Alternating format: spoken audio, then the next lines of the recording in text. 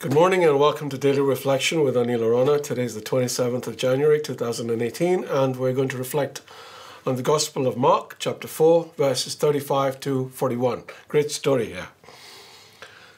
On that day when evening came, Jesus said to them, "Let us go across to the other side," and leaving the crowd behind, they took him with them in the boat just as he was.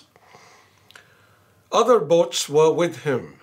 A great windstorm arose, and the waves beat into the boat so that the boat was already being swamped. But he was in the stern, asleep on the cushion.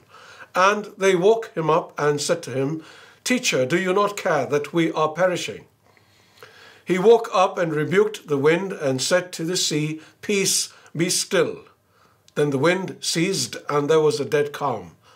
He said to them, "Why are you afraid? Have you still no faith?"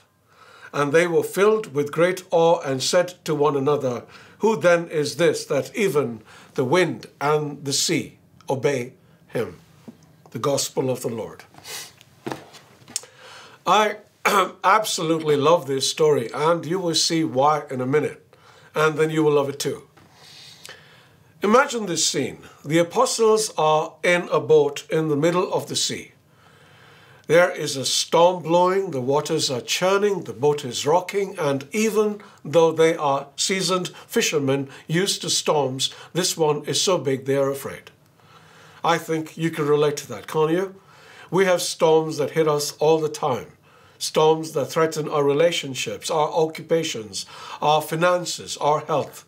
And what else can one do in the middle of a storm but be afraid, right? The apostles are afraid and they turn to Jesus for help, but he is fast asleep.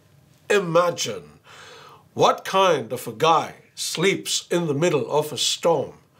So they prod him and say, "Hey, wake up, there's a storm blowing." Have you ever woken up a man from his sleep? Well, then you know how grouchy they can be. So Jesus wakes up very grumpy and asks them what the matter is. And they say, "Storm, we're going to die." I imagine Jesus glaring at them before he stands up and says to the storm, "Be still." And immediately, sorry, I couldn't resist that, the wind was still. Then Jesus turns to the apostles and rather than comforting them, he scolds them. "Why were you afraid?" he asks. I mean, what did he expect them to do? I'll tell you. Not only did he not expect them to be afraid, he expected them to take charge. And I'm telling you this.